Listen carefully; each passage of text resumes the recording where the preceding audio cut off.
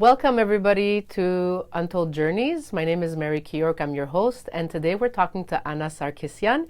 Anna Sarkisian is a real estate broker in the province of Quebec, and she's here today to tell us a little bit about her story, immigrating to Canada and to the Czech Republic. So welcome, Anna. Thank you for being here. Thank you for inviting me. So I'm going to ask you some questions about basically your life, your journey.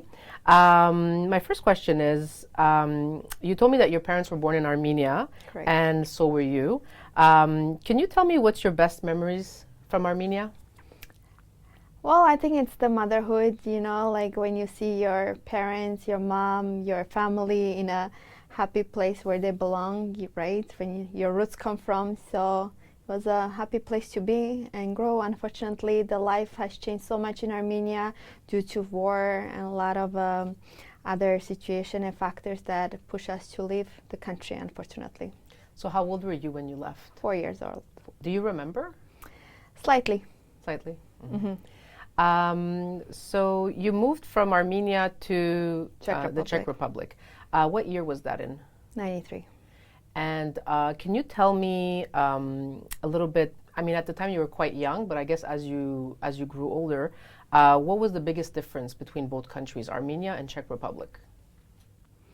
Well, I don't have much of memory of Armenia in a sense that I was like a baby, happy, as a child you're always happy, so you don't see a lot of stuff. Unfortunately, when I arrived to Czech Republic and I started to go to school, that's where I noticed a lot of difference because at that period of time, they were very patriotic people, very nationalistic, and how can I say the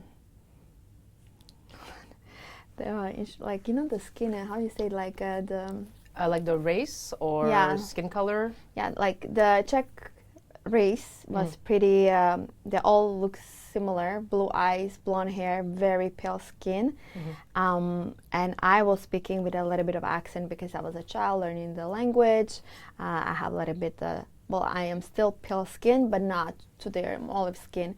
So I was always bullied. So my memories from the Czech Republic during my high school years, it was a pretty much nightmare where I cried. I didn't have many friends. It was a very hard days, like That's a nightmare. Awful. So would you say that was like in elementary school or high school? High school. High school, okay. And what language were you speaking when you moved to the Czech Republic? Well, Armenian, and then later on, of course, I learned the language. And, as you learn a language as a baby, I had pretty much no accent. But we moved a few times the cities, so there's a dialect of changes. So as soon as I became a perfect from one dialect of the region and we changed the city, again, kids sensed that I have a different dialect and they were like always bullying me, laughing at me. So the story was just like keep repeating. That's awful. So what were the dialects, what were the languages that you were learning in Czech Republic? Mostly Czech, of course, but we were also living in the borders of Slovakia, so the Slovakia was also coming. A lot of people think that Slovak and Czech language are pretty much the same, but they are not. There are many major differences, grammatical, even the words. And also, I was spending a lot of my summer vacation in Germany, so I learned German fluently. So then I was bullied even for that because the kids were laughing like every time you come here and you're learning, like you speak so perfectly German. So they didn't really understand where to put you. Like they wanted to put you in a box kind of thing. Yeah. And did you already know some Russian when you moved from Armenia No. to Russia? Where did you learn Russian? Well, reading, I learned over there. My mom was teaching me when I was a baby. But speaking, I wasn't practicing at all. So when I came to Canada at the age of 14, so I met a girl. My first day of the high school, she was Russian, and we are friends until now. So that's what I learned Russian. Oh, so you learned Russian at the age of 14? Well, let's say, yeah. I improved it. Yeah, okay. Improved it, I will say. Okay. I think I always understood, but I never spoke. Interesting. Did you consider yourself to be an Armenian when you were living in Czech Republic? Yes. Was there an Armenian community there? No, not the time we were. And I believe until now maybe there's 50 or 60 families. It's not a big community. Oh, it's that small. Yes. And they're pretty much spread everywhere, so it's not even living in the same place. Why did your mom decide Czech Republic? I don't think it was a question of choice. I think it was more like at that period of time when Armenia actually, well, the Soviet Union collapsed. There was not much of traveling happening from Armenia, so it just became an easy road. Because you're the first Armenian that I meet that has lived in Czech Republic. I mean, as we know, Armenians kind of live like everywhere, but specifically there's certain countries. But you're the first person, so would you say like you were maybe the only Armenian? Not maybe yes. Like, okay, wow. Were you able to make some friends as a teenager in Not Czech maybe, Republic? maybe 2 girls, yes, that we were. And how did you deal with the bullying? It was a very tough for me. Well, I'm very grateful to my mom, my uncle, because they always had my back. And also, I believe what helped me to go through it, because what I've seen today, there's a lot of bullying still going on in today's in schools, and a lot of children don't speak at home. They keep it for themselves, and sometimes it leads to the very tragic decision for children. But me, I was very open book, so I was always crying. I never want to go to school, but I was sharing with my mom, with my uncle, and they were always coming to school trying to find a solution, speaking to teachers. But it was a very hard. That's an important subject because, as we know, so many people immigrate to Canada, and a lot of children, teenagers immigrate to Canada. They don't speak the language, they look different, they dress different, and like you said, there's so much of that goes on. So if I could ask you, like, if you had a piece of advice for like a teenager that's watching this, for example, and they just immigrated to Canada or anywhere and they're facing bullying, what would you suggest?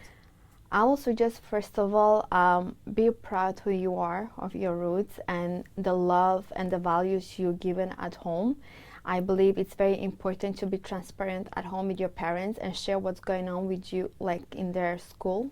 So that way they can come together and find a solution and trying to find the best road to make it very peaceful. I do understand it's very tough to be bullied. I don't wish any children to be. But it's just you should not take it personally, because I find today teenagers, they take everything very personal and they get isolated in themselves, which is very sad.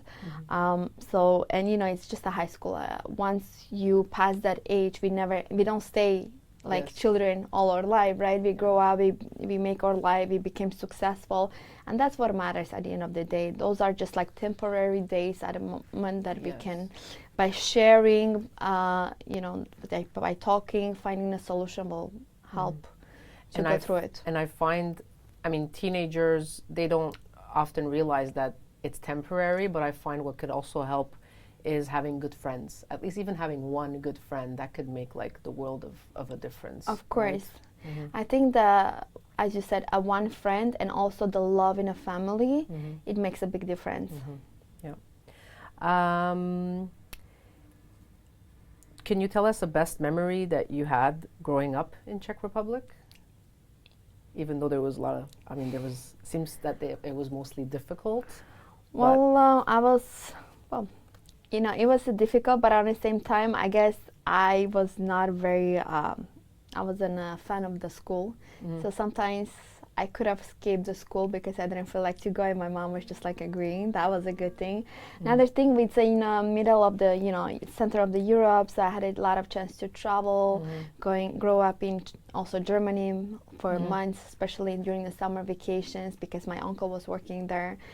So, and learning also about a different culture, and also like when I'm saying, okay, I get a chance to learn as Armenian and grow up as Armenian at home, but on the same time I had a chance to explore and experience the European culture and the mentality. That's so interesting. So you were born in Armenia, a country that was part of the Soviet Union, and then Czech Republic used to also be a satellite state of the Soviet Union. Do you think that any of this has influenced your values? because your mom grew up in Armenia at the time of the Soviet Union.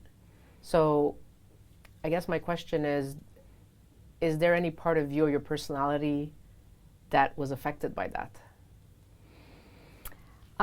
Maybe, could be, because Armenian culture mentality is very close, right?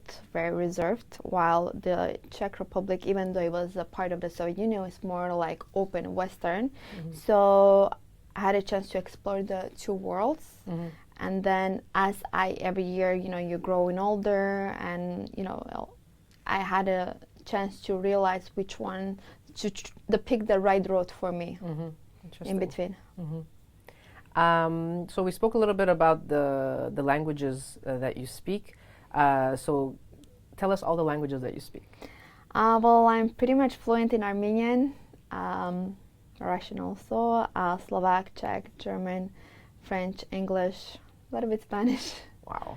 And in terms of Armenian, do you speak Western Armenian or Eastern Armenian? Both. And how did you learn So both? this is a tricky. So the Western Armenian I learned in Canada, because when I was in Europe, I didn't had a chance to know actually we have a Western Armenian. That I never haven't met Western Armenian, because in my head every time I was going to Armenia, I was seeing like the highest like Armenians. So when I immigrated to Canada, so we have a big diaspora here. So, and I get to connect with them, interact with them, and that's how I learned.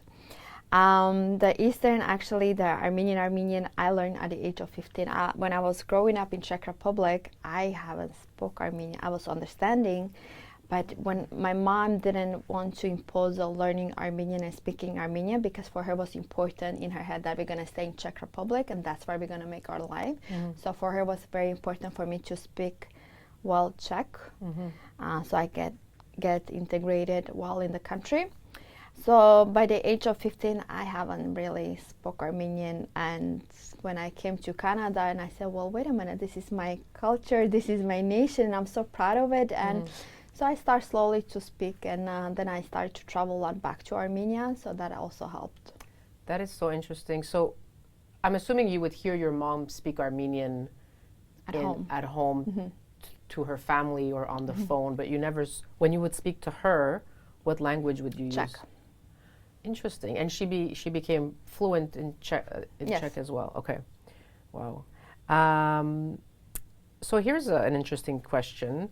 Do you identify yourself as Armenian, Czech, or Canadian? Now, I know you said earlier Armenian when you were living in Czech, but now how many years have you been living in Canada? 22 years. And you came here at the age of? 14. So just right away turned 15. In terms of your identity, what would you say?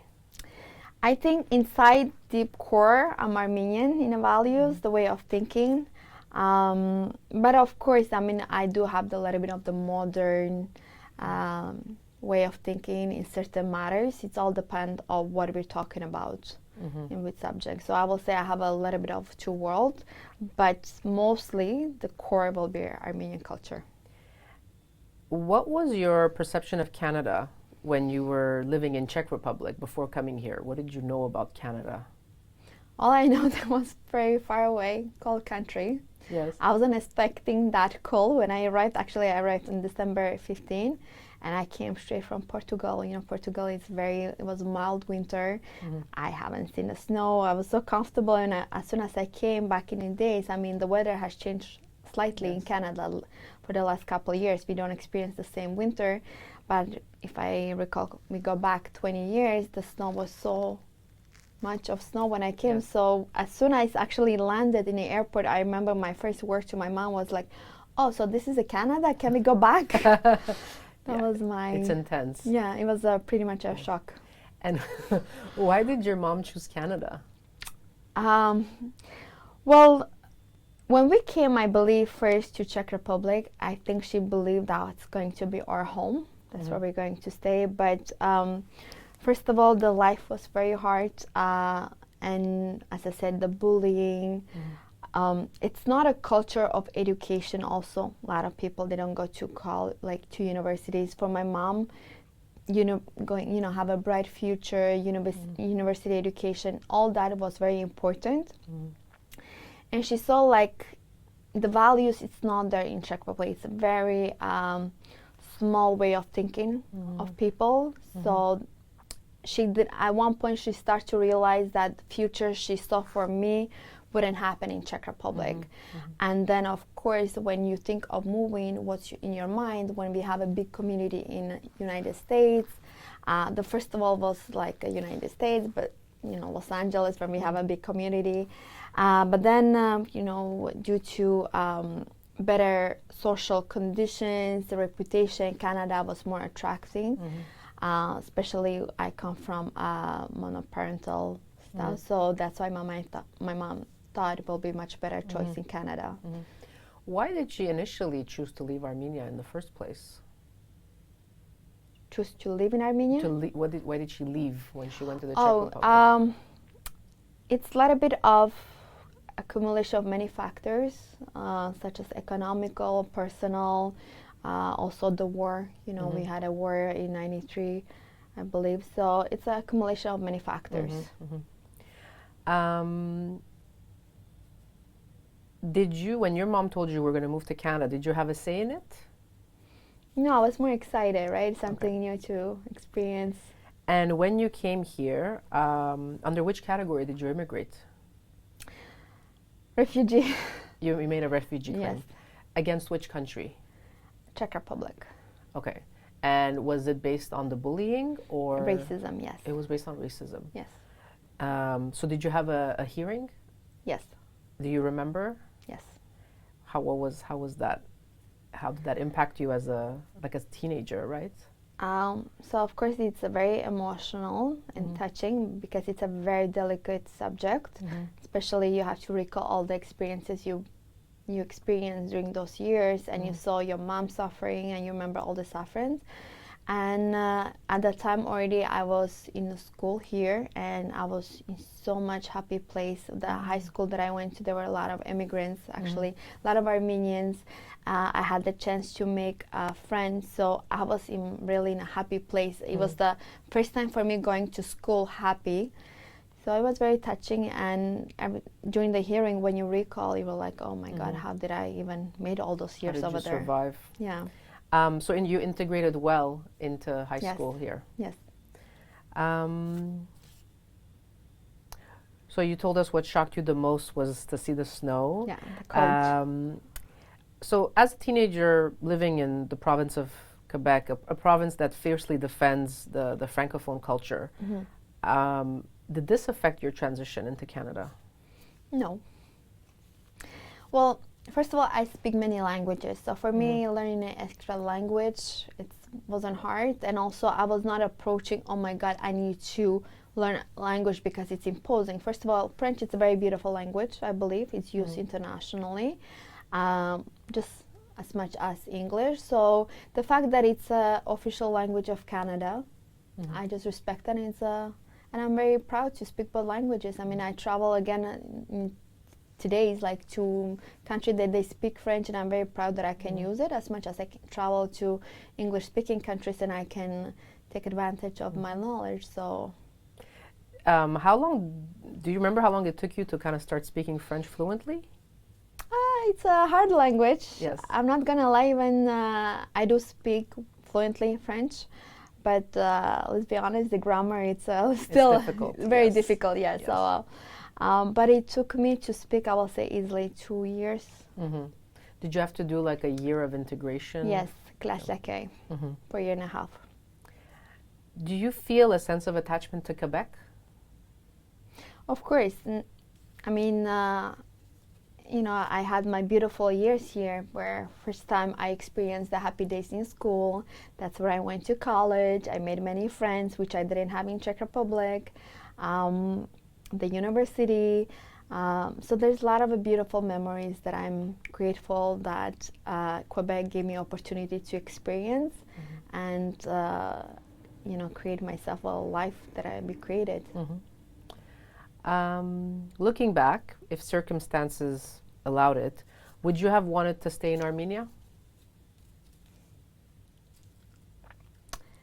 If things will be different, could be. I mean, I do travel to Armenia very much. Maybe even for the last 5 years, I was going there back and forth 2 times a year. I love, as I said, my culture. I love my nation. But the fact that when you grow up outside of Armenia, it came to the point I think a little bit differently. That's what I have my also modern way of thinking, and that's when I go there, I find like after a certain time, it clash. Mm-hmm. However, if I would never leave Armenia and grew up only Armenia, probably I wouldn't know any better. So probably will be my happy place there. Yes, yes. I remember when I went to Armenia, I think I was 21 or 22 the first time, and I had never been, but my mom's born in Armenia, my father's born in Syria, he's Armenian, so we're Armenian, but I've always heard stories, and I went to Armenian school, so I always wanted to see the homeland, and my perception of it was so different than reality. Obviously, I mean, when I got there, it was even more beautiful than everything I've heard. But in terms of the mentality of people there, it was very, very difficult for me. Mm-hmm. People were not used to seeing a woman walk by herself in the streets, wear running shoes. I would go jogging with headphones, and people would stare at me, look at me. I remember being called a Russian. People thought I was Russian. They would say a lot of bad things on the street in Armenian to me, which I would completely understand. And I had gone there to volunteer for a few months. And it was very, as much as it was amazing, it was very difficult because a lot of the volunteers that I had met there, they were from different countries and they didn't speak Armenian. And they went there and they were learning Armenian, but I understood Armenian and I could hear everything. So I can kind of understand, I mean, that was just a few months for me, but having, you spend more than like 10 years in Czech Republic constantly hearing those things. So I understand what you say in terms of just the clash.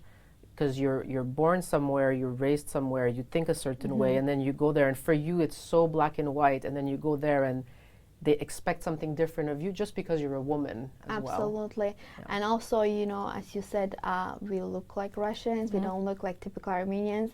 So I do get that also a lot, especially back in the 90s when I was going to Armenia, early 2000. Right now, Armenia is getting a lot of tourists, so they're more getting like open-minded. Yes.